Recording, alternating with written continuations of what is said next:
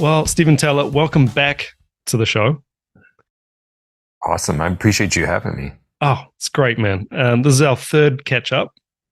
And I just for love it. anyone who missed the other ones, episode 60 on the podcast was what I call an intervention now. Just to pump the brakes, Uh-oh. everybody to calm down on the lockdowns and quarantine. And you offered some really beautiful insights and tips on how to cope with that very stressful time. Then we caught up again, episode 63, and we did a bit of a deep dive on yourself, your background, and there was some amazing nuggets in there.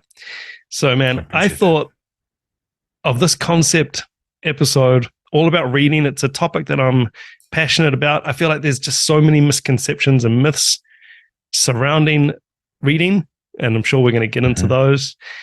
And you're obviously a world-class teacher, and I thought, who better than my friend Stephen Taylor to help me out and bust some of these myths and just, I guess, try and make this accessible and actionable for people. Sure. Before I palm it off to you, I want to say, as my disclaimer, I don't believe you need to read to be a good drummer. And I'll just leave it there, and I'll palm it off to you.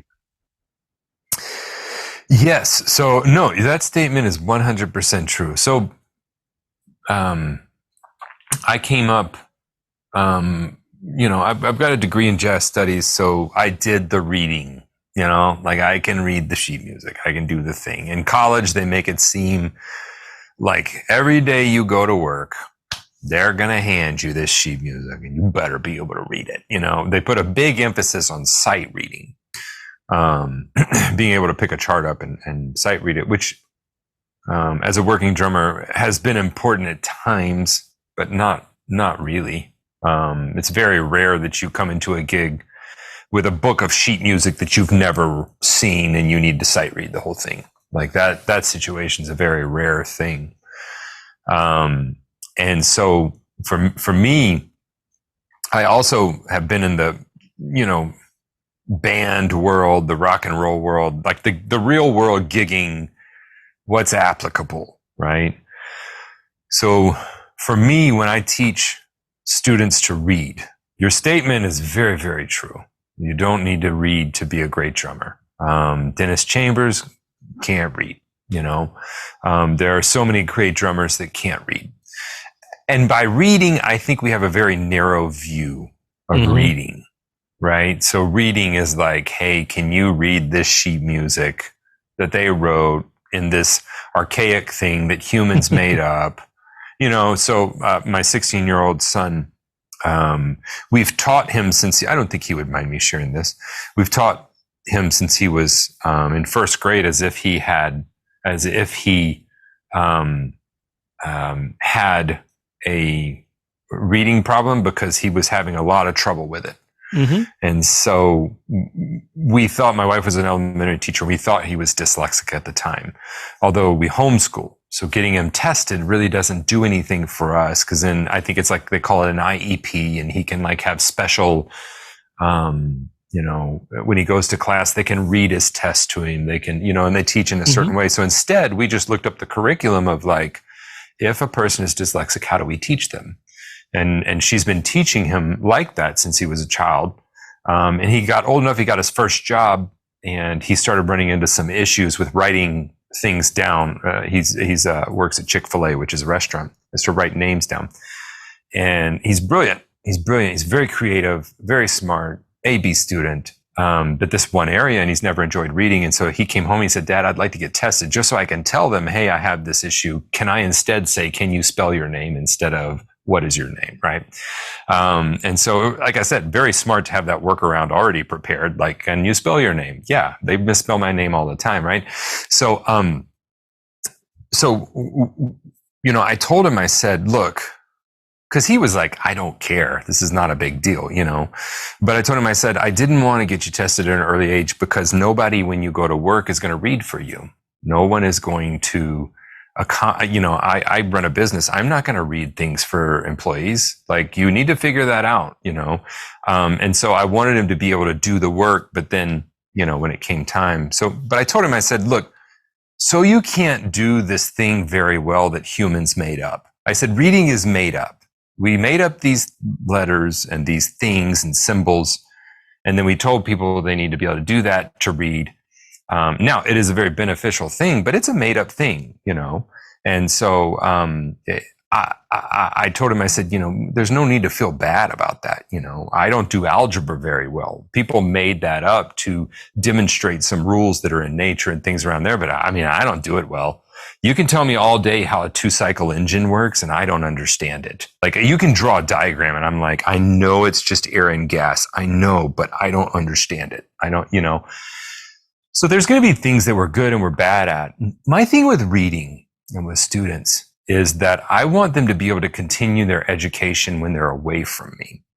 And so I don't think they're going to take from me for their whole lives. I mean, I'd love that to happen, right? I got one student that I was messaging with him earlier today. He's a police chief. He's been taken from me for almost 13 years. He signed up the first day I opened my drum school, my online drum school. And he's been with me ever since. We've met in person. It's great relationship. I've watched him, you know, work up the ranks at his job. And, but you know, I think they're going to go away from me eventually. And at that point, I want them to be able to pick up a book, a drum book or whatever that may be, and look at it enough so they can understand what the concept is. They don't have to sight read it, but I want them to understand, like, hey, this is a quarter note, this is an eighth note. So in other words, be able to sit there and decipher, okay, here's what this is. And that was the same thing for Jackson, my son, that my wife and I wanted for him. We wanted him to be able to piece it together. And he said, Dad, I can just listen to audiobooks. I was like, yeah, correct, you can. You know, you don't have to do this thing, right? But when pushed to, he can. We've developed it to where he can. So with students, I tell them, this is why I want you to learn to read so that you can look at something. And even if you can't sight read it, you can go, oh, he said exercise 3. And they can, instead of trying to remember everything in our brains are a great place to have ideas and to think of information. It's a horrible place to store information. That's why when Absolutely. You're going to bed at night, your brain is constantly reminding you, hey, you said you needed to get your oil changed tomorrow. And that's why when we write down on a pad, get oil changed tomorrow, or we text ourselves, our brain lets it go because it knows you stored that information somewhere else. It's responsible for it. It will remind us. So when it comes to being able to, you know, I'm working a student through a lesson. Hey, can you check out exercise 1 again? And they look and they go, okay, got it. But very few of them are sitting there sight reading it. That's college stuff, like, right? Mm. They look at it and they go, okay, so the bass drum, okay, quarter notes. And that. So it's more of a visual reminder of what is supposed to be happening in the music. There's a lesson that I teach at all the drum camps that we do. We started doing in-person drum camps about 2 years ago. And so we just opened registration for this year. A week and a half ago, and we're already half sold out. So we have 6 of them next year. We take 12 people at a time. And I mean, it is a fun, intense week, right? There's a lesson that I teach in there. And it's also available on my website for my online students. It's how to chart a song in one listen. Okay. And this is reading that's very, very valuable to me. Yes. Because what I've found is I had a couple of students that played other instruments, French horn, violin, flute. One of them played in a professional orchestra. If you've ever played in an orchestra, they love notes. They really like the notes. They want them on the music. Some of them they're need supposed to play what's that? Some of them need it too. Like not play just some music of them. is off the page, right? That is the music. 100%. My jazz professor in college has an improvisation course. He had a lot of classical players go through it because if they didn't have sheet music, they couldn't play music. So for them, those notes are very important. And I found them like coming in, and we do a Friday afternoon, evening recording session. They prepare a song all week, and then we bring in a professional engineer here in Nashville, and like we do the whole thing. Like it's a lot of fun. They get really nervous, but then they find out like this is the funnest part of the week. And Grant and I, he's our community manager, great drummer, and we're their drum techs. We're changing out snares, and you know we're getting sounds, and we're listening. Like it's a fun thing, right? So, so many of them get tied up in that sheet music, you know. Yeah. And it's like, hey, this is a blues form. Can you just play the song? You know, that in my mind, that's the rock and roll guy being like, hey, come on, play the song, count it off, let's go. You know, because in my mind, I'm like, it's a 12-bar blues, you know, with a Sears and Roebuck ending, but you know, like it's fine. But in their mind, they need to play every note, right? Because that sheet music is there. And I was finding with students that they felt very, very unsuccessful when they were playing 8 pages of sheet music. They would remember those mistakes and go, man, I missed that hi-hat in the 52nd measure of the chorus. And you're like, what are you talking about? You know, well, and they'll circle it, you know, and it's like, okay, well, so we have to understand that the sheet music is just there to represent what was actually played. What do we sound like, and how do we remember the song form? And because they were so obsessed with reading each individual notes, they didn't get the form of the song. So they couldn't understand that, hey, I can write the form of the song out in an area about this big. So it's the intro, verse, chorus, re-intro, verse, chorus, bridge, chorus, outro. That is the song. And then we write numbers. This is how many measures are in each one. So this is a chart in the Nashville number system. There's a couple books out. A great drummer named Jim Riley wrote one as well. He was my last Nashville guest. number system. What's that? Jim was my last guest on the show. Oh, he's fantastic. Jim's such a great guy. He's got a great family. I use him all the time as a great example of someone that's been very successful at what he does. He's got a wonderful family. You know, he's financially sound as far as like, and that's another discussion with him, you know, and I wouldn't get into that, but like, I love listening to how he's working things financially and how they interact with his professional life. And like, he's one of the guys, I very much a lot of respect for him. Yeah. And, he wrote a great book on the Nashville number system. Essentially, it is a 5 chord is a 5 chord, whether you're in C or B flat or F or whatever. The 5 chord is the 5 chord. Obviously, in C, it's going to be G, right? And in F, it's going to be a different chord, but it's a 5 chord is a 5 of that chord, of that, you know, whatever key we're in. So if a 1 chord is a 1, right? So you play the 1 chord in the key that you're in, and that's kind of what it's written around, and it's a shorthand way of writing music. So I teach my students as a way to zoom out. Hey, let's listen to the song and get song form first. Yeah. Then let's write. Hey, what are the main parts? So you have a drum key. This is A beat. This is B beat. And then in the chart you put B. And when you put B beat, you look at I played this groove, and okay, I see that.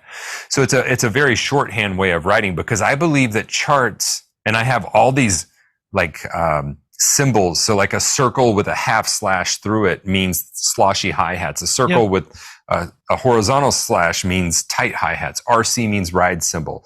A circle with a half stick coming out means a cross stick. Like I have all these like, you know, eyeglasses, pay attention here. There's all these little symbols that I write in there that to everybody else, they don't mean anything. Petty hi-hats doesn't mean a thing to you.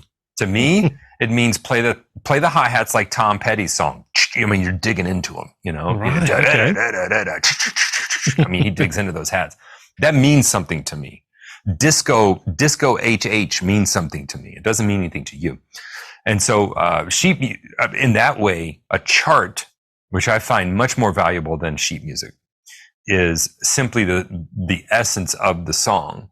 And then we can put ourselves into that song. So I think there's a couple of different levels here as far as like writing things to remind us what's happening in the song. And it's how deep we want to go into that. Absolutely. Do I think players need to be able to read music to be a good musician? Absolutely not. Matter of fact, they might be a better musician without reading music. But do I think it's helpful in certain situations? Yes, especially when it comes to reminding yourself and jogging your memory for things that need to be remembered. Maybe you're in a rehearsal and things are being said and you need to remember those very quickly. It's very beneficial in that respect. But I find the players that can't read music have a much better memory when it comes to remembering the things that were said and done then. And I know I kind of rambled there for a bit. No, that's all good stuff. A little bit of sense. I think you've hit on a lot of things that I did want to get to. Oh, just real quickly, well, for yourself and for anyone listening, just real quickly on my background with reading and coming up. Sounds a bit similar to yours. I did a jazz degree at university, and there was a lot of reading. But I actually found, despite all of that reading, I actually found I still wasn't a sight reader. I noticed certain, I guess, career opportunities popped up that were quite niche, and there weren't many people in town who could do them. For example, like a theater gig. Mm-hmm. I came up playing theater, so my first gig was theater, Right. And I played theater and community theater all around, the off-Broadway stuff until I was out of high school. That was like I was a 15-year-old punk rocker playing, Little Shop of Horrors and Grease and My Fair Lady and Chicago, all of those. You get a good variety of styles as well. I mean, styles. Oh, I loved it. I would everything. love it. I would love it if a local, like theater were like, hey, we want you to be our drummer. I'd be like, this is awesome. Nobody like 50, little black box 50-person theater. That would be awesome. I'd be like, this is great. I love theater. I love reacting in real time. Yeah. The show's different every night. I think it's great. Absolutely. So there was that opportunity, which I soon realized, obviously this requires reading. You're going to have to somehow get in the book. Obviously, you can get like a cast recording. Like if we went down the route of, could we learn a show without the book? I mean, you do have access to cast recordings. They often don't line up exactly as you would have noticed with the sheets.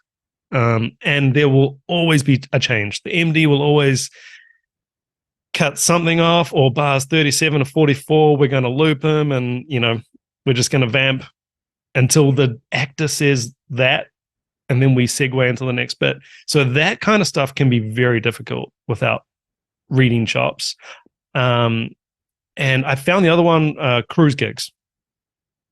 So cruise gigs, that is another situation where you might get a lot of sight reading. So I guess orchestras, big band, theater, cruise ship type work, that, I guess, in terms of like looking at it from the other perspective, it could potentially open up a viable career as a working player. And I've certainly 100% agree with you on the charts. So I could not do a session without charts. There's always changes, right? And, can we have a crash on the end of 3 and bar 52? There's no way of knowing where that is just by ear, right? So there are cases and cases. There's pros and cons, and it's really difficult to know where you're going to end up as well, right? So if you came up and you thought, no, I'm just going to play from the heart. I'm not going to read any music, and this is the route. You don't really know where you're going to end up. You might have bills to pay. There might be, who knows? There could be any kind of situation that might need at least a base understanding of reading. So that's sort of, I guess, my background with it, and I'm so grateful that it sort of gave me gigs that I wouldn't have been able to access otherwise. And I will be the first to admit, I'm not the best player around. I'm not the best player in town. Probably not the best player in my suburb, So having that extra string to the bow can actually be a big advantage and get you in the door somewhere else. Yeah. I don't think you need to be the best, I don't think I think the unique thing about any drummer or musician or anybody in any profession is you're a drummer, and what's the and? There's a lot of drummers, but what's your and? For instance, we were talking about Jim Riley. Jim Riley is a great drummer, and he's a great band leader, and he's a great teacher. So you put all those together, and I think he actually does some BGVs, some background vocals. Like, he has a lot of ands. So to me, who's going to judge the best? Who's out there doing those scorecards? And the best is like, now we're talking about, the art of motorcycle maintenance, Zen and the art of motorcycle maintenance, which is a whole book on the topic of quality. Instead of looking at like who's best, we look at like what's the quality we're looking for. Is the quality we're looking for, can we find it there? So I think that, as you said, like if the path you want to take requires that you become a very good reader, we should probably do that. If you're going to be a session musician, you should be able to read basic charts. It's just going to help you out. I'm reading a great book right now. It's called Meet Me in the Bathroom, and it's about the 2001, 2000 to 2013 or 14 New York rock scene, right? So Strokes, the Hives, the Libertines, the National came out of there, Kings of Leon, White Stripes, the Yeah. It's like a lot of bands. LCD Sound System. There were so many that came out of there, right? Really interesting book. And it's just got to the part about Kings of Leon. And they got signed to their record deal with just the singer and the drummer was playing on his legs. They didn't have a band. And the guys that they got to be in their band were their cousins and brothers. One of them was 14. None of them knew how to play their instruments. And they had a record label deal, right? Nobody could play. And so everyone, and it's funny how many of these musicians were like, yeah, I actually couldn't play. They'd asked me to be in the band. I couldn't play. So I just had to learn. Everybody's path to music is way different. Oh, yeah. And we can be successful in music in about 8 billion different ways. Absolutely. And just because I read music and it helps me doesn't mean that you need to read music, but I just kind of look at it as like skill acquisition.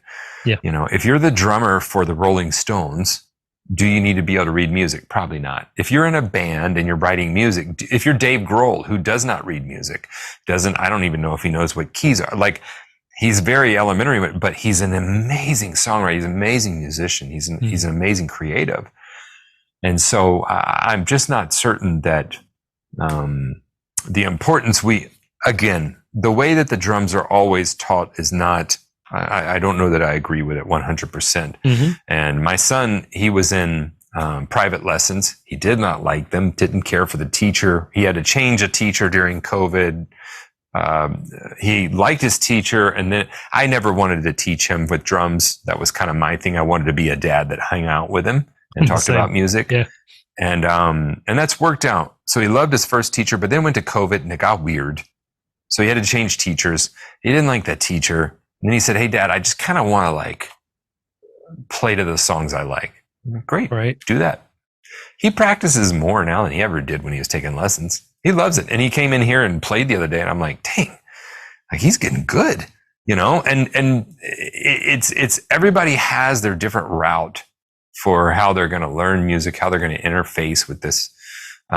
So I think, yes, if reading music helps you, then do it. If it doesn't, don't do it. It's not you have to or you don't have to, good or bad thing. It's not good or bad. It's a thing. I've had so here's an instance of reading music that's bad. Okay. So I had and I talked about another one earlier. I had students coming in here and they couldn't record the song because they couldn't remember it, because they couldn't zoom out and understand the form of a song. And now looking back at my big band, so in college I was in big band, and we had a grad assistant who was a Russian student that had come over. I couldn't read music very well at all, but I was gigging more than anybody else, but I really couldn't read music. So I had these big band charts, and I was just like trying to listen my way through them, right? But because I didn't have a recording of it, I couldn't memorize it. If I'd had a recording of it, I would have memorized the song, which I think is a more advantageous way to go into a gig. The gig I'm doing right now with the Steel Woods, I was wanting to go into the gig with all the songs memorized off chart. That's my preferential way to play. Oh, yeah. I do not like to be in the music. And every day I got to where I was wearing 3 shirts to that class because I was sweating so much. And he would stop the band. He'd say, Steve, do you see that figure right there? I say, yeah, I see it. Do you hear what's going on? Yeah, I heard it. Everybody, let's do it again for Steve. And he put his hands up. And I wake up sometimes at night hearing, let's do it again for Steve, because he would stop that band over and over. And we'd play the section. I get it wrong. Steve, do you hear what's happening now? I'm like, finally one day it dawned on me. I was like, I got to learn to read music. or he's going to keep saying, let's do it again for Steve. It's a very whiplash moment, right? Without the, physical browbeating. But it was good for me. It helped me learn that I needed to, at that time, read music. But I had somebody come in, they graduated college, and they wanted to come in for a one-off lesson. They said, I just wanted to kind of see where I am. I said, great, come on in. We'll do a lesson and we'll, I'll give you my opinion. Because that's what they were wanting. They were wanting opinion. So they came in and he said, I said, okay, well, what's up? What do you want to do? Because at that point, I don't know anything about him. I don't know, And so he said, well, I prepared this piece for you. I think, oh, yeah, you definitely went to college. And he said, I wanted to play it for you. And so now comes the sheet music, puts it on the stand. I'm like, okay. And he plays beautifully, plays the sheet music to a T, man. He was a very good reader. And it was like a rock song. So he stopped and he said, so what are your thoughts? And I said, I think you played the chart very, very well. I think you're a very good reader. Looks like your technique is excellent. I don't know what you sound like. And he said, what? I said, well, you're a very good reader. Your technique looks really good. Looks like you've done a lot of lessons. Your chops, you hit every note in there, but I don't know what you sound like. And he wasn't getting it. And I said, you're in the music. Yeah. Because you're in the music so deep and you're so intent on reading every note. I said, I don't know what you sound like playing that song. I do know what you sound like reading the sheet music for that. And you sound great. But if you're wanting to know what I think about your playing, I think you need to develop your sound. And you're not going to do that by strictly reading the sheet music for this song. We do that by learning the song form, understanding what the original, drummer did, understand what the other musicians are doing, look at the history of that song form. So if we're in a style, and then what would I do? As a creative, what would I do? And the sheet music's not going to tell you that. The sheet music is only going to tell you what someone else did or what someone else wants you to do. That's the advantage of the charts, right? What's that? That's the advantage of the chart approach, where you've got space to actually insert yourself and put yourself into that song, but staying within the lines, right? Yeah, and I just listened to Steve Jordan do a interview, and he was talking about this same topic. He said, I have to look at the history of this song form, and I have to look at what that drummer did, but then I want to bring something original to that. I want to reference these things, but then this is Steve Jordan in this moment doing this thing in this style, referencing what this drummer did with respect. And I think that's a very important thing for us to learn. And that's why I prefer making charts, and 99.99999% of me reading these days is song charts. I really don't read a lot of legit sheet music. The last one I did was for a Queen tribute show. I went back and played. It was really fun. I went back and played with the musical director and the minister of music who was arranging for the orchestra. I went back and played with them on a gig, and I started playing with them when I was 15. And so I went back, and it's Queen, right? I've played, Fat Bottom Girls, and another one, Bites the Dust, and We Will Rock. I've played all of these songs in bars forever, right? So I go in there, and they've arranged these pieces for a 30-piece orchestra. If you ever want to play Queen, we had a rock band corps with a 30-piece orchestra. There's not a more epic way to play Queen. Oh, yeah. It was awesome. So I'm sitting there, and they're like, all right, get the sheet music. I'm like, and we're playing another one, Bites the Dust. It's a bone in the nose easy. And I'm 42 pages, and I'm like, what is this? And I'm looking at it like it's Greek. And I start playing through it. And I can't even play these songs very well because I'm trying to read the sheet music to these songs that I've memorized. And I've been doing my thing too with respect to what the original did. But I knew the form of the song, but now I'm so interested in reading what is there. And they didn't divide it up into verse, chorus, verse, chorus. It was A section, B section, C section. I'm like, wait a second, the C section is the verse. It's still the verse. Why are we in C? That's the A section again, So in my brain, gigging brain, I'm like, and reading the notes. Oh, I missed that note. Oh, I missed that note, And it was really an insight to how my students feel when they're trying to read these drum transcriptions and get them 100%. And it's like, wow, there's a massive feeling of failure every time you don't hit one of those notes. Right. I mean, it's a big, like, I missed that note. I missed that hi-hat. I didn't lift the hi-hat. I'm like, it's not that important. Let's get the general vibe of the song. Let's get the general part of the song. And then let's see what you would do. So I run both sides of the fence, man. I think it's very important, and I think it's not important at all, which is not a very good statement, I don't think, to make. But I think it's very important, and I don't think it's important at all. It just depends on the situation. Absolutely. There's so many things that you're dropping, man. There's so many nuggets, Stephen, and I can absolutely relate to them. Like, one thing I'll bring up is with a student, I'm this exactly like you. So I look at, I guess, my lessons like my end goal is that you don't need me. So if I do my job good enough, one day you're not going to need me. You're going to basically be able to teach yourself and, perhaps film yourself, assess yourself, and you've got the skills to use whatever resource you want. But in saying that, again, if I see a student's eyes just glaze over and their smile that they bounced into the drum room with is gone because, hey, we need to work on lesson 9, exercise 5, because you got that wrong last week. If they just, what's the point? There is no point at you're flogging a dead horse at that point. And I am exactly like you. So if there is a case where a student specifically wants to learn a song and get all the chops, the specific chops from a song, I'm really clear that, look, we don't have that person's drum kit. I'm a big 4-piece guy, and there's invariably a middle tom in a lot of these songs. And it's like, hey, we don't even have all the toms. We've got one crash each. He or she might have 5 crashes. Like, we have to stop thinking in terms of that level accuracy, because it isn't important. What is important is, do you sound good?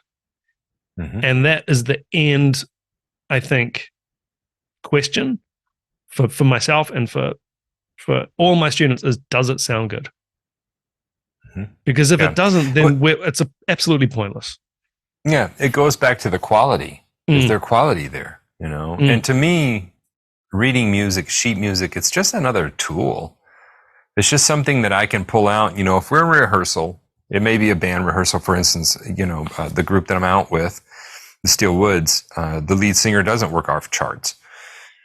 And I had to explain to him, I was like, look, I don't have to work off charts, but if we're in a rehearsal and you're giving me 4 or 5 notes about a section, I would like to write it down.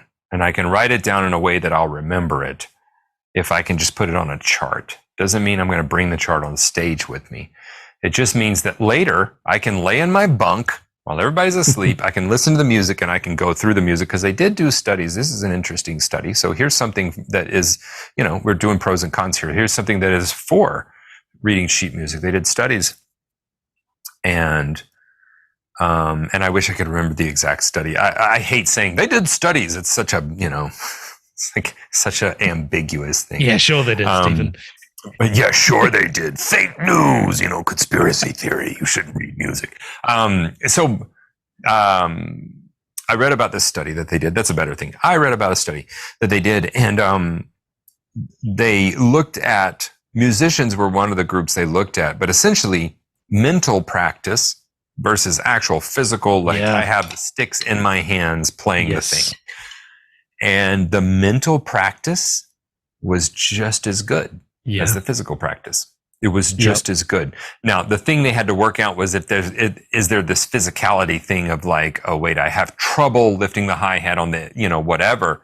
That's a different thing. But as far as the practice itself, learning the song, learning the music, being able to mentally practice was very helpful. Now, we can do that in that we close our eyes and listen to a song, and this is a good way to mental practice. I tell my students to do this a lot. What does a perfect gig look like? And if we zoom out and we see ourselves as a bird's eye view above, and we're watching ourselves play, press play on that song, and then envision yourself playing that song. What are the notes? How does it feel? You're watching yourself, like, what are the emotions going through? Now we're going on a drum fill. Now we're on the ride cymbal. What does that look like? This is mental practice. Another way we can do that is just simply read the chart. Like read the chart while you're sitting there listening. And for a long time, I don't have a photographic memory. I wouldn't even near say that. But if I'm reading something that was on sheet music, or if I'm playing, I can visually see the sheet music.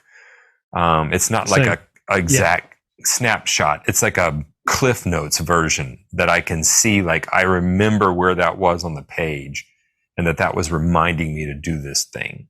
Or if I'm playing the song and I'm like, where are we? I can, close my eyes and mentally think about the chart that I made, and I can remember, okay, so this is the section we're in. Okay, I think I remember where we're going here. But it's not an exact snapshot. It's just kind of a fuzzy recollection. There's fog around it, and, unicorns dancing and squirrels running. And I'm like, I think that's it. Maybe that's it. So if I can search for another pro here, we've all probably been in that situation where you get called up on a Wednesday for a Saturday gig. Can you fill in? It's paying good money, and you got to learn 50 songs. Now, I guess there's different ways of approaching that type of situation. I mean, some people are happy just to turn up and just play and just completely wing it. I've done heaps of that, but I am much more happy if I've at least got some kind of roadmap of each song, and I don't really want people spinning around going, dude, did you even, because one listen for me, I think I've gotten to the point now where I'm guilty of being lazy and relying on reading in some cases. Yeah, that was exactly what I was about to say. Yeah. So while I'm happy to turn up and just jam, it might be a big gig, or it might be inappropriate to be playing at that level of improv, especially if the band's tight and they're hitting sections and everything, and you just simply don't know it. So, I mean, a quick chart, if you've got those skills, quick chart can really help out. But as you say, you've still got the con of your nose would need to be in the chart at the gig. Yeah. And, we don't know what you sound like when you're in the chart. It's very hard. But as you said, it's lazy. We should be doing 10, 20, 100 times more listening to music than we do. I did a one-day intensive with Aaron Sterling, who is a session giant here in Nashville. He moved from California. And it wasn't just me. There were like 10 other people. And I just wanted to go a fly on the wall. I wanted to see his process, see what he did. I mentioned Steve Jordan earlier. Go listen to any interview that Steve does. The amount of music he talks about. So if you look back at their 71 through 75 period, they were on fire there. And if you go, and he'll reference specific recordings, live recordings. He's an audiophile. So is Aaron Sterling. Aaron Sterling reserves time every day where he listens. And I think that we don't listen to music enough. I think that charts, and I can tell when people come in and they're reading the chart, I'm like, you didn't listen to this, did you? No, but I got the chart. I'm like, yeah, but you don't understand a thing about this. You don't understand anything about this music because you listened to it once, you charted it, and you're reading the chart. Go listen. I used to play with a couple blues players down in Mississippi Delta, and one of them was Tommy T-Bone Pruitt, and a big fat happy black guy, and we would play, and he sat down when we played, and every time I would, I like to leave and ask the, whoever's doing the gig, like, hey, everything cool? What I need to, yeah, man, you almost got it. Go listen. Just go listen some more, man. Just go listen. There was never this direction of like, hey, he always said, go listen some more. Mm-hmm. And that was his thing of like, hey, you need to hear it. You got to get it in your ear. A chart just gets it in your eyes. A chart doesn't get it in your ear. And to get it in our ear, we have to listen to it. Not just the band we're learning, all the surrounding stuff. The band I'm playing with right now is Southern rock. We are a Southern rock band. We are not a country band. It's a Southern rock band. There's a distinct difference. Some people are like, no, there's not. It's country. And there's a distinct difference. If we niche down And there's a distinct difference between country and the red dirt scene that's happening in Texas and Oklahoma right now. There's a distinct difference between bro country and and. I can go on down the road, right? So with Southern rock, it is a style that I never really loved myself. And that's probably comes from having to play Sweet Home Alabama like 4 and 5 times a day when I was 18 and 19. That's probably where that comes from. And that was my exposure to Southern rock, was Sweet Home Alabama. Mm-hmm. It's like, this is all of Southern rock. And so this is a Southern rock band. So I said, okay. So I started listening through it, and I'm like, okay, so I hear what you're throwing, but I don't get it. So then I started going back and listening to the Allman Brothers. I started listening to, obviously Leonard Skinner. You're going to have to listen to them. And then I started listening to, Creedence Clearwater Revival, who's not Southern rock, but a derivative that came before, right? And then you start listening, okay, well, what's going on locally with this? And that really started informing my decisions. For instance, here's a very big difference between styles.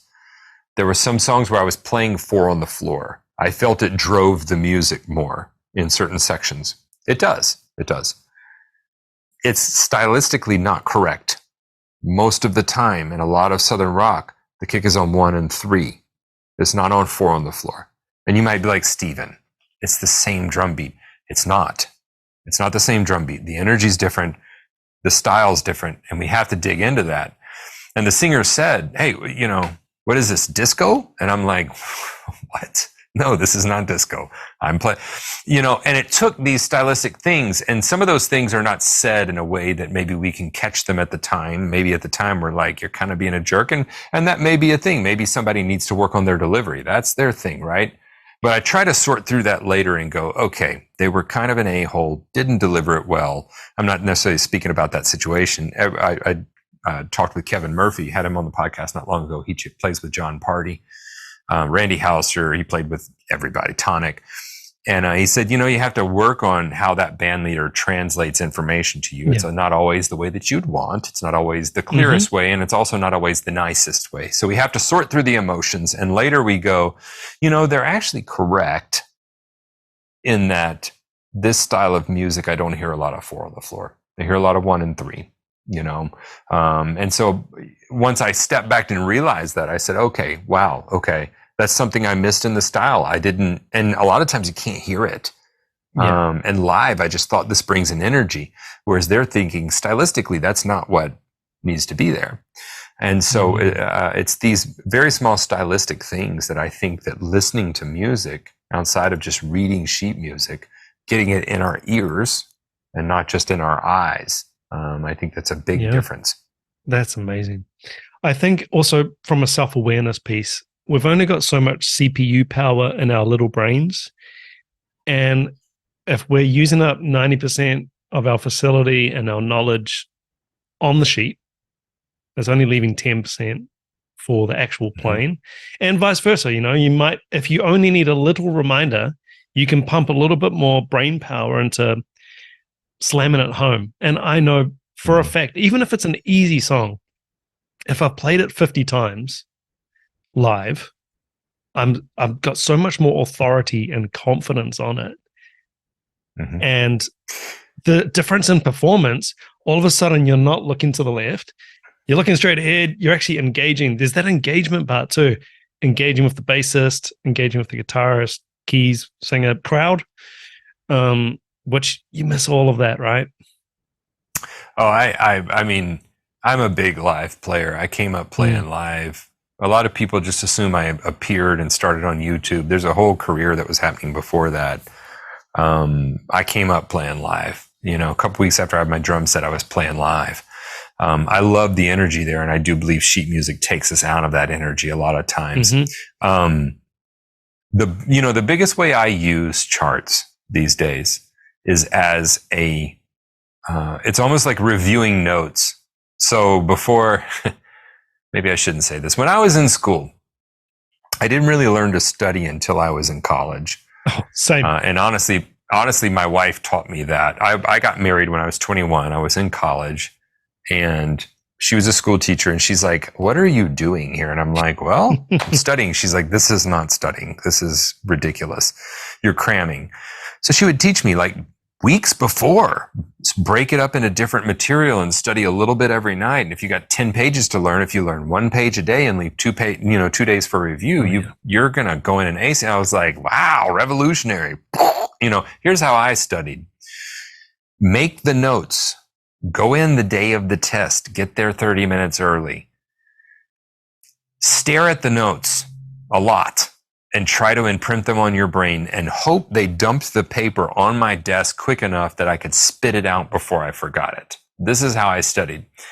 So when I'm going on stage, this is how I use sheet music. So the band I'm in right now has, I believe this is album number 4 they've released. It's a lot of music to remember. He likes to call audibles sometimes. It's no problem. I'm a musician. I should be able to handle that. So when he calls the audible, maybe it's a song we haven't played in 6 months. We called a song the other night. We were playing in Kentucky. At sound check, one of the songs he wanted to add wasn't working out. And he said, okay, well, let's add this one. I played that song twice with them, right? Twice. I charted it way back and I was like, oh, okay. I pulled it up and I'm like, cool, let's play it, And the chart literally was just a visual reminder of that song. I wasn't necessarily reading the chart. Once I had heard a few bars and looked at the chart, I was like, oh, I remember this one. It was more of just a tool to help me remember it. So that's how I use charts a lot these days, and sheet music as more of just a jog my memory. It helps me do that. Actually, just a thought that just popped into my head now, just tying in the active listening and the chart recall. To have made that chart, you did an active listen, right? You did at least one pass of a very active listen that you wouldn't normally listen to music and go 2-bar intro, 8-bar verse, double chorus. And you would, that's not how we listen to music. So if you actively listened at least that once, there's something there. Look, that's a whole other, topic and probably a podcast is, it's a learning tool.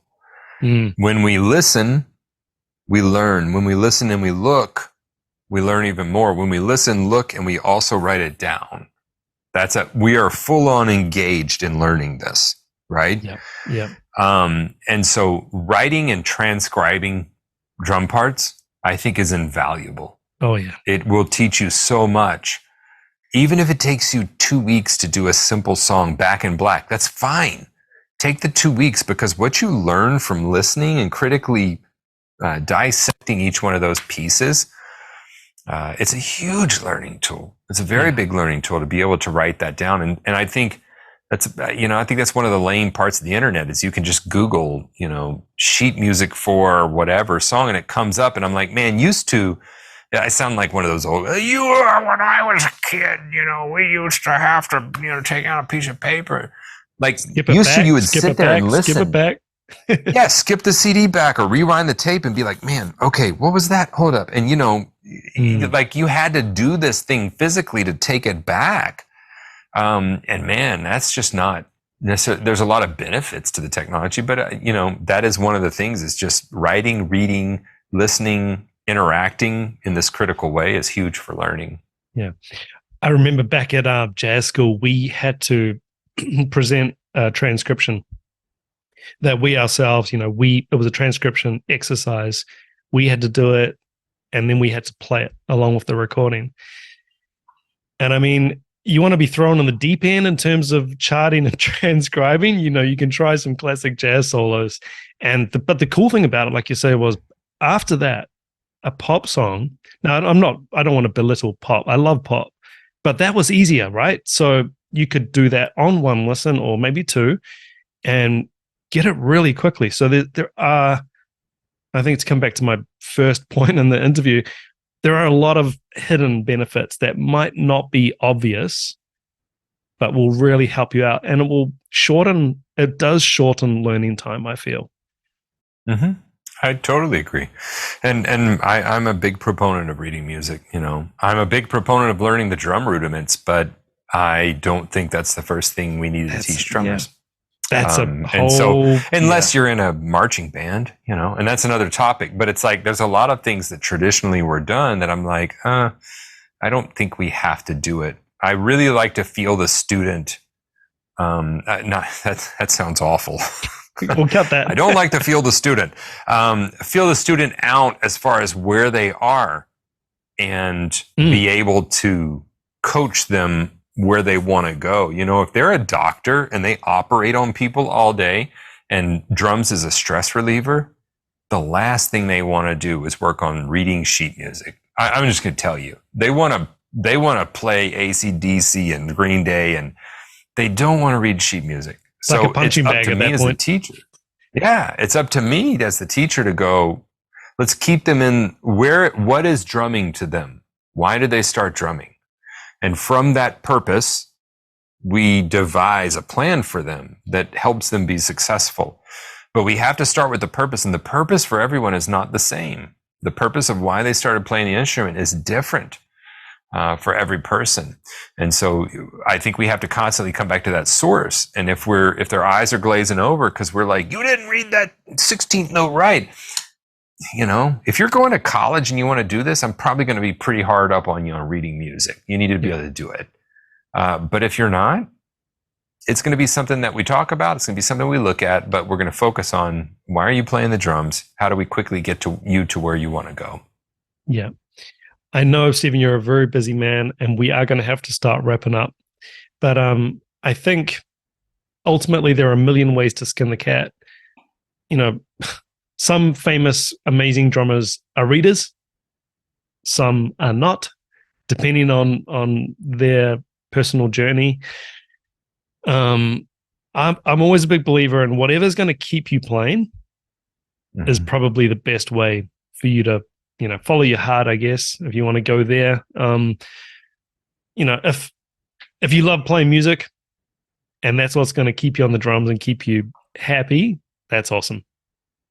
If you are a reader, cool, let's do that. Rudiments, I mean, God, that's a can of worms, man. Rudiments. I feel like it's just, you can't get better if you're not playing. So as long as you are playing, then it's all good with me. Yep. I'm a happy guy.